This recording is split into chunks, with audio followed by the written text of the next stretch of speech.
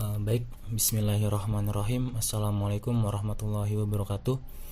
Perkenalkan, nama saya Dimas Aditya Pratama. Saya mahasiswa Teknik Sipil, Fakultas Teknik Universitas Sultan Ageng Tirtayasa. Di sini saya akan menjelaskan tentang kesetimbangan kimia kepada teman-teman semua. Apa sih kesetimbangan kimia itu? Kesetimbangan kimia adalah suatu keadaan reaksi bolak-balik dengan kesamaan laju reaktan dan laju terbentuknya produk serta konsentrasinya tetap. Reaksi tersebut terjadi secara bolak-balik atau memiliki dua arah yang berbeda dan berlangsung secara terus-menerus. Materi pembahasan yang akan saya bawa kali ini yaitu pengertian reaksi kesetimbangan, syarat-syarat terjadinya kesetimbangan, menentukan tetapan kesetimbangan berdasarkan konsentrasi atau KC, homogen dan heterogen beserta contoh soalnya. Lalu yang kedua yaitu reaksi kesetimbangan kimia. Reaksi kesetimbangan kimia itu ada dua. Yang pertama reaksi reversibel dan reaksi irreversibel. Reaksi reversibel adalah reaksi dua arah atau bolak-balik.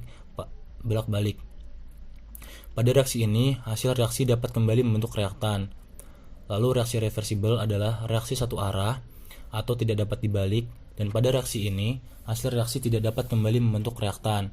Jadi perbedaan dari kedua reaksi tersebut yaitu reaksi reversibel adalah reaksi dua arah, sedangkan reaksi irreversibel adalah reaksi satu arah.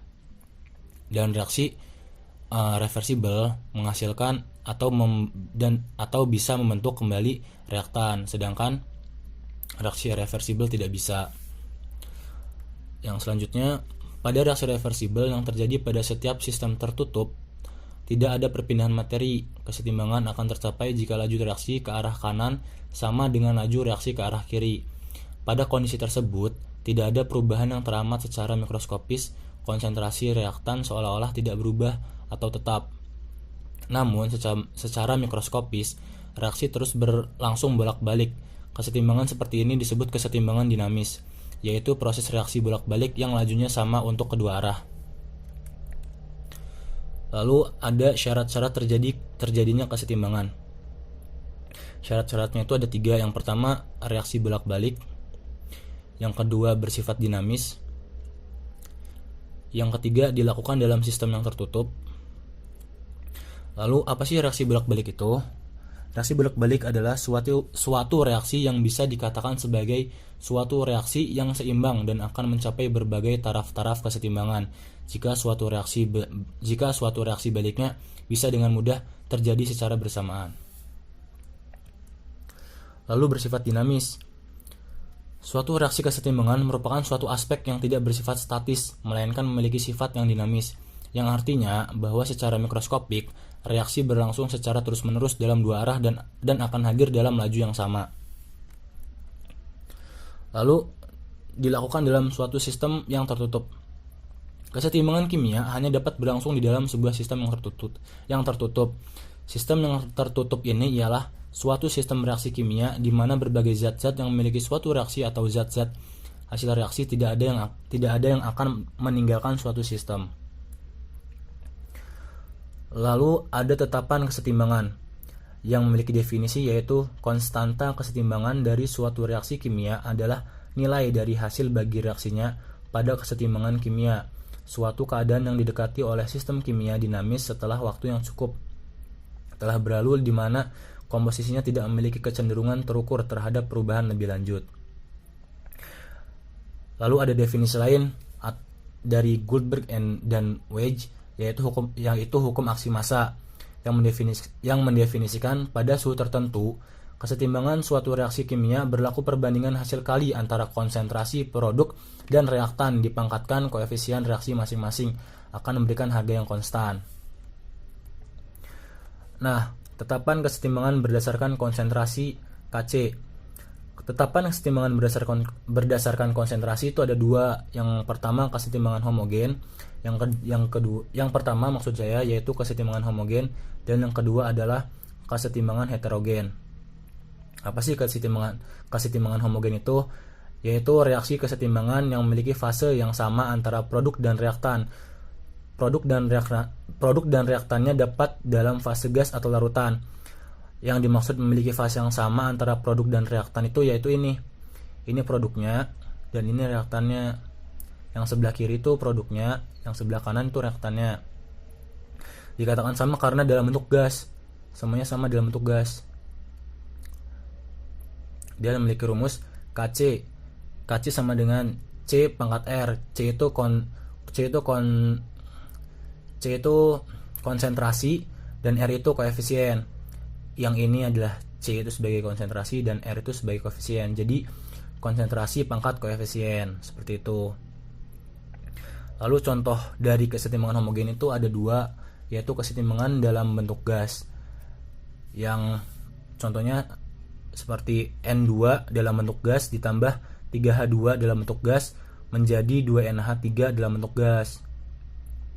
Ini produknya dan reaktannya fasenya sama-sama gas. Lalu ada kesetimbangan dalam sistem larutan, yaitu NH4OH dalam bentuk aquos. Aquos itu hampir sama dengan gas. Lalu membentuk NH4 pangkat plus aquos dalam bentuk aquos plus OH pangkat min dalam bentuk aquos. Lalu ada kesetimbangan heterogen. Artinya, reaksi kesetimbangan memiliki fase yang berbeda antara produk dan reaktan. Contohnya itu kesetimbangan dalam sistem padat dan gas, yaitu CaCO3 dalam bentuk solid membentuk CaO dalam bentuk solid plus CO2 dalam bentuk gas. Oh iya, maksudnya di sini reaksi kesetimbangan memiliki fase yang berbeda antara produk dan reaktan itu ini. Jadi produknya itu berbeda dengan reaktannya, tidak seperti kesetimbangan homogen yang produk dan reaktannya memiliki fase yang sama. Kalau di sini kan, kalau di heterogen tuh yang ini aquos, yang ini solid, yang ini gas dan gas. Ini tidak sama fasenya. Lalu contoh soal. Tentukan dari beberapa reaksi di bawah ini mana yang reaksi heterogen dan mana yang homogen. Jika dilihat di soal tersebut ada N2 dalam bentuk gas plus 3H2 dalam bentuk gas membentuk 2NH membentuk 2NH3 dalam bentuk gas. Yang nomor 2, CaO dalam bentuk solid plus SO dalam bentuk solid membentuk CaSO3 dalam bentuk solid. Dilihat dari bentuknya saja sudah terlihat kan mana yang homogen dan heterogen. Kuncinya itu cukup sederhana sebenarnya, hanya melihat fasenya saja. Perbedaan heterogen dan homogen hanya berbeda fase, maksud saya hanya berbeda di persamaan fase antara reaktan dan produknya saja. Jadi di sini sudah terlihat jawabannya, yaitu nomor 1 itu homogen dan nomor 2 itu heterogen. Nah, yang nomor 2, gas A, B, dan C masing-masing 0,4 mol, 0,6 mol, dan 0,2 mol dicampurkan dalam ruang tertutup dan jadi reaksi kesetimbangan. 0,3 mol gas A telah bereaksi, maka gas B yang ada dalam keadaan setimbang adalah.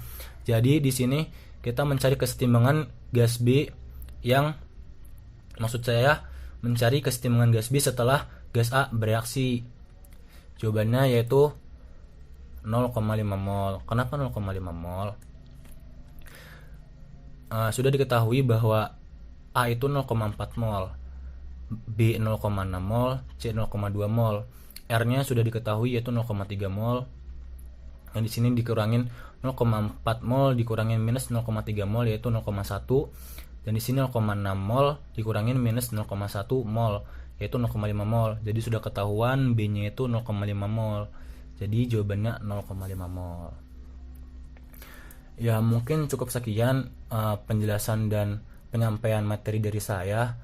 Kurang lebihnya mohon maaf apabila ada kata-kata atau penjelasan yang kurang dimengerti, mohon dimaafkan. Wassalamualaikum warahmatullahi wabarakatuh.